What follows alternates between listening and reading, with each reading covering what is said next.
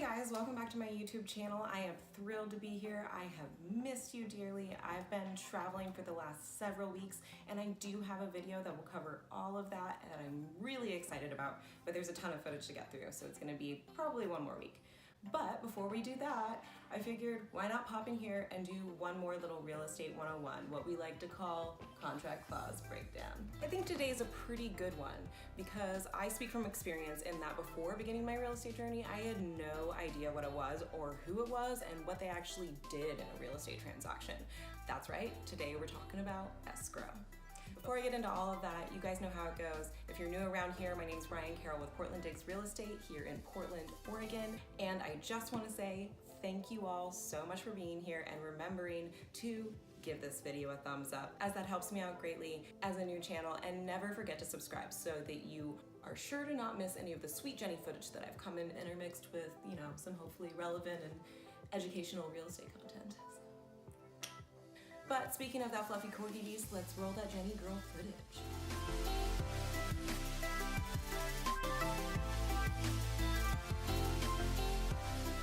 Also, yes, we are in my bedroom. The lighting situation was particularly difficult today, and I'm trying to get slightly better at these videos. But you get a little insight to my bedroom, which I understand is a little weird, so sorry. So, escrow, that one word we have all heard in the context of real estate, but don't really have a good grasp on what it means until you've actually gone through a transaction.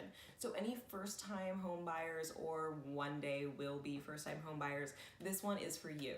The truth is, escrow is 100% there to protect you and the other party in the transaction. Because what escrow is in fact a neutral third party that neither favors the buyer nor the seller, with their main purpose being to ensure that all that has been agreed to contractually has been completed and that all appropriate funds and deeds are dispersed accordingly. This makes the transaction more secure for all parties, starting with earnest money. We recently talked about earnest money, but I'll include a link to that video in the description box below in case you missed it. I'm sure there's probably one up here too, but be sure to check that out if you haven't already. Either way, as a refresher, escrow is opened upon agreement between a buyer and a seller, which in real estate is the acceptance of an offer, which means you are in agreement and under contract.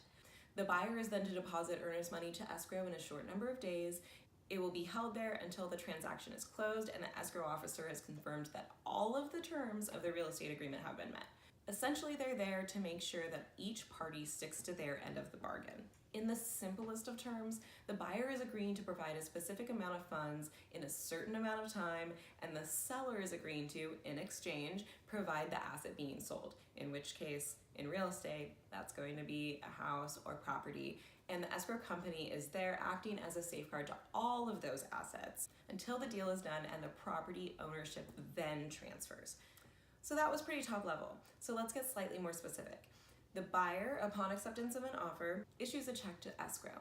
Escrow then holds those funds and will later either refund that money if the transaction is no longer moving forward in accordance with the contingencies of the real estate contract, which we briefly talked about in the last video as well, or they'll apply those dollars to the total purchase price of the home, or as a third option, pass those funds on to the seller if the buyer does not meet the requirements of the contract or misses those contingency timelines and the sale is ultimately not completed.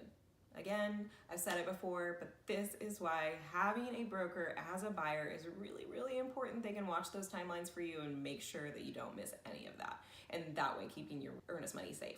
Without escrow or a neutral third-party account, the buyer would take on significant risks issuing their earnest money check directly to the seller, given their obviously biased motivation to hold on to those funds regardless of the outcome.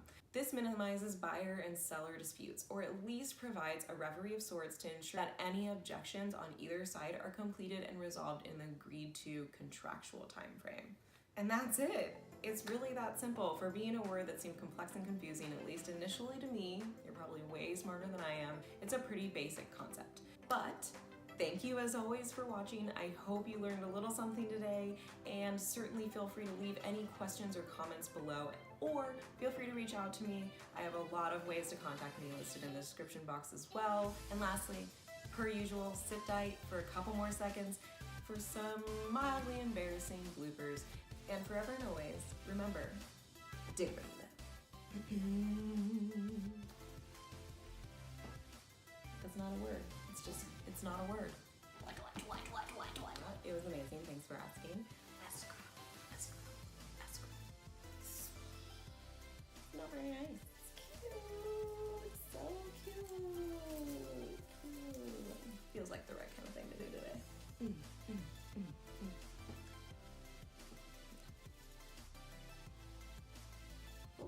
Is then to the spot. Speaking of that, pass those phones.